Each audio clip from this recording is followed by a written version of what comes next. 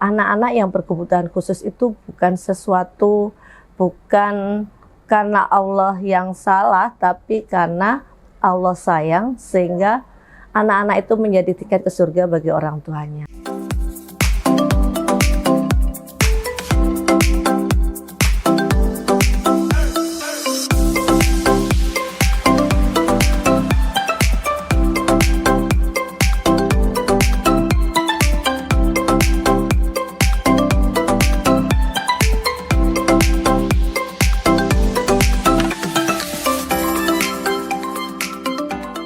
Assalamualaikum warahmatullahi wabarakatuh.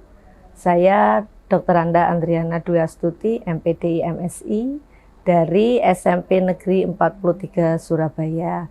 Saya di sini sebagai guru bahasa Inggris, juga sebagai koordinator pendidikan inklusi yang diselenggarakan di SMP Negeri 43 Surabaya.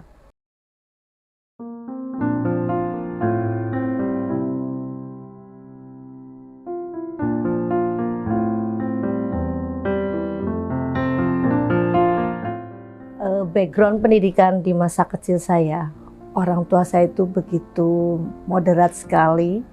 Beliau menyekolahkan saya selain di sekolah negeri juga di pendidikan agama.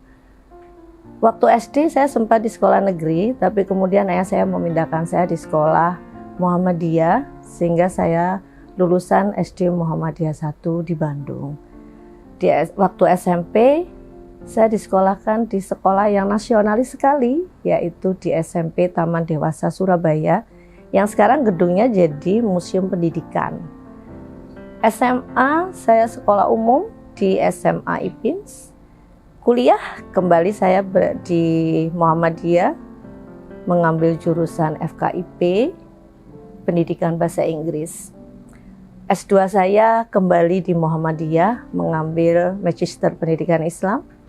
Kemudian saya mendapat beasiswa lagi untuk mengambil psikologi, sains psikologi di Universitas Airlangga Surabaya.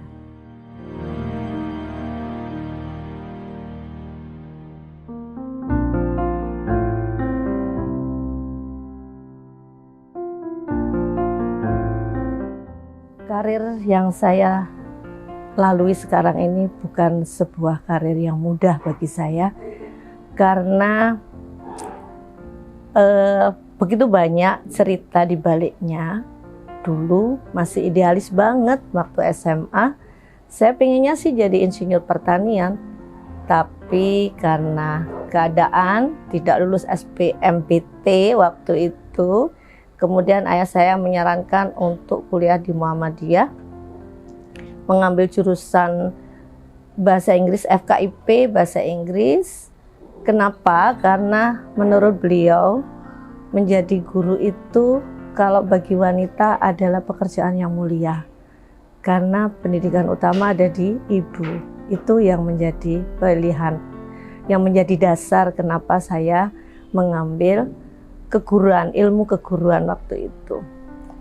Seiring perkembangan zaman, memang pendidikan itu sesuatu yang berjalan terus, yang selalu ada yang baru, ada ilmu-ilmu baru setiap tahun. Dan itu yang membuat saya harus banyak belajar. Dan orang tua saya menyuruh saya kembali bersekolah. Wasiat beliau berdua, ambil S2 biar muridnya tambah pinter katanya. Nah, saya mendapat beasiswa pertama dari Muhammadiyah. Karena saya mengabdi di Muhammadiyah dari tahun 1993 sampai 2008. Saya mengajar di SMP Muhammadiyah 4 Gadung. Ya, sebagai guru muda, guru-guru yang masih idealis dengan pendidikan, kemudian mendapat beasiswa tentu sesuatu yang luar biasa di zaman itu ya. Tahun 2008 saya ambil Magister Pendidikan Islam. Saya lulus di tahun 2012. Nah, kenapa molor? Karena waktu itu saya baru mempunyai putri, jadi lagi seneng-senengnya menjadi ibu muda, jadi molor deh tesisnya, tapi saya menikmati betul proses perjalanan itu.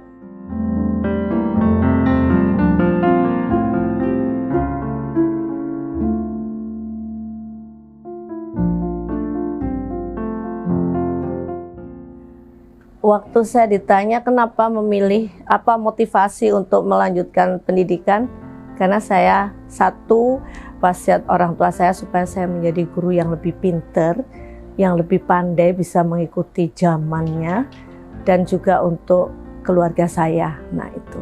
Nah, di saat saya sedang menyusun tesis untuk Magister Pendidikan Islam, kembali saya dapat beasiswa. Waktu itu saya sudah menjadi pegawai negeri. Saya mengajar di SMP Negeri 31.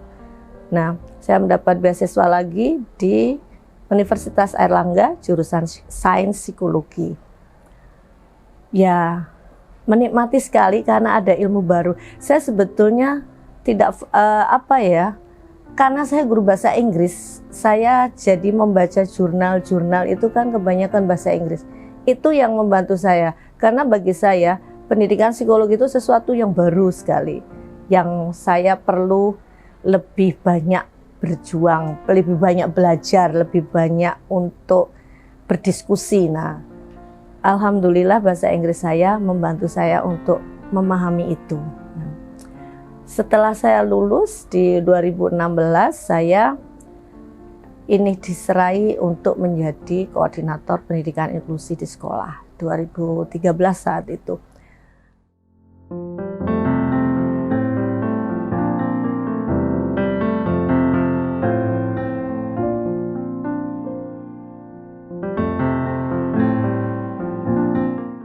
Kemudian bagi saya yang paling berkesan sepanjang karir saya menjadi guru adalah ketika saya menjadi guru terbaik se-Indonesia tahun 2005. Saat itu saya masih menjadi guru bantu, belum menjadi pegawai negeri. Saya dikirim mewakili Provinsi Jawa Timur untuk pendidikan di Jakarta selama 2 minggu se-Indonesia, dan saya mendapat predikat terbaik. Itu yang bagi saya prestasi saya yang paling, sudah belum puncak, tapi bagi saya sudah sesuatu yang luar biasa. Kemudian sekarang saya juga diamanai untuk menjadi pengurus Pokja Inklusi Kota Surabaya. Jadi saya bersama teman-teman di kelompok kerja mengedukasi warga, kemudian mengedukasi siapa saja bahwa anak-anak yang berkebutuhan khusus itu bukan karena Allah yang salah, tapi karena Allah sayang, sehingga anak-anak itu menjadi tiket ke surga bagi orang tuanya. Nah, karena tidak banyak orang yang seperti itu menjadi tugas saya untuk mengedukasi mereka.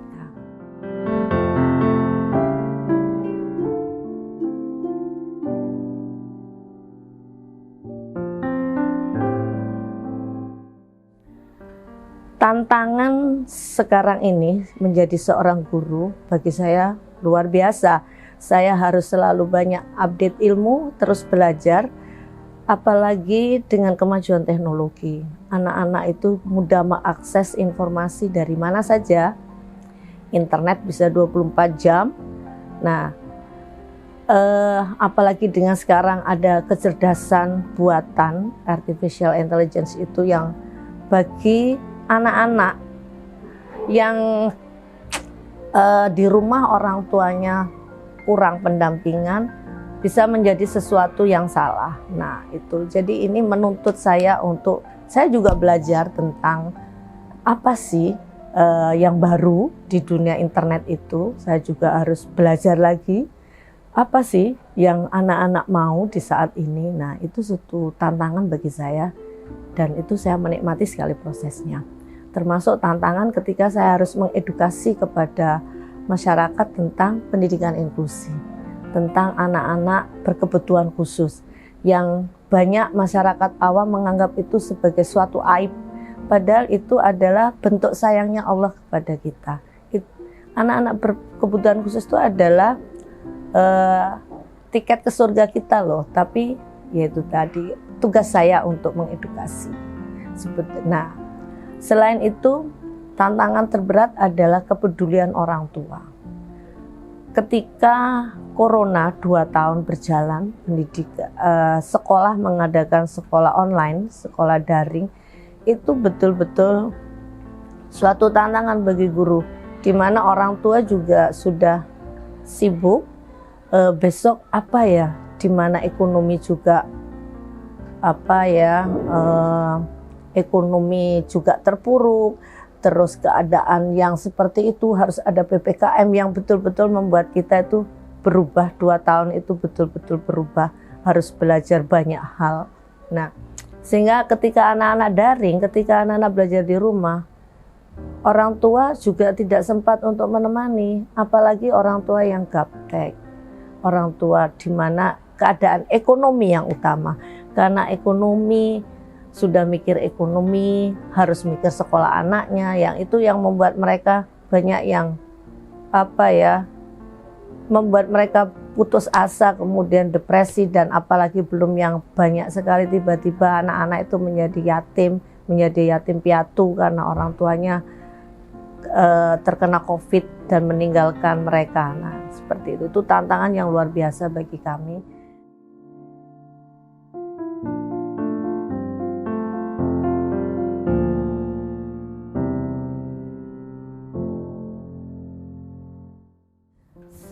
Guru-guru yang harus melakukan sekolah daring, melaksanakan pembelajaran jarak jauh, dan ini mungkin di suatu hari nanti saya yakin pembelajaran daring itu akan menggantikan sosok guru. Nah, ini ya, pada saat pembelajaran daring tuh tantangan yang luar biasa bagi kita kan. Ada orang tua yang tidak mengerti materi, tapi kita juga tidak bisa kita menjelaskan, tapi in frame dengan face to face itu beda sekali. Nah, itu yang salah satu kesulitannya. Tapi saya yakin pembelajaran daring ini masih akan berlangsung, masih suatu hari nanti. Anak-anak ini tidak perlu datang ke guru, tidak perlu datang ke sekolah maksud saya, karena gurunya sudah bisa lewat online. Tapi ada satu yang hilang, yaitu pendidikan karakter. Karena pendidikan karakter itu perlu sentuhan, perlu pelukan, perlu face to face, perlu kita berinteraksi secara lebih dekat. Nah, itu tidak bisa kita rasakan ketika kita pembelajaran daring. Itu tantangan terbesar.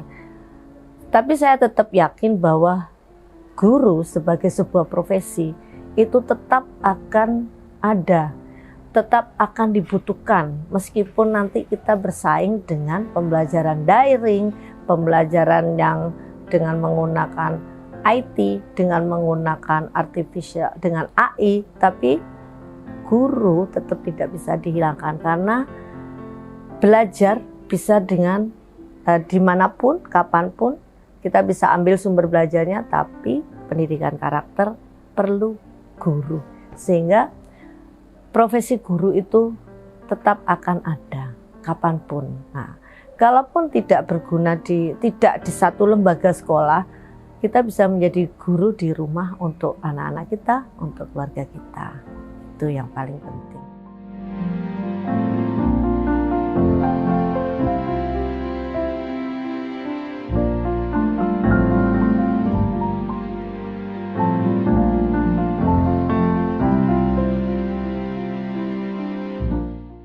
Pesan saya kepada pemirsa, sebagai guru itu sungguh menyenangkan.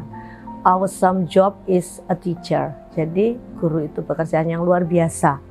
Jadi bagi saya menjadi guru itu membuat saya harus banyak belajar, saya selalu update, saya bisa bertemu banyak orang, saya bisa mengedukasi banyak orang, dan itu yang membuat saya bahagia. Karena prinsip saya, dan ini mungkin bisa diaplikasikan untuk kepada pemirsa juga, bahwa hidup ini perlu disyukuri, dijalani, dan dinikmati. Maka kita akan bahagia. Itu sebetulnya sederhana, bahagia itu sederhana.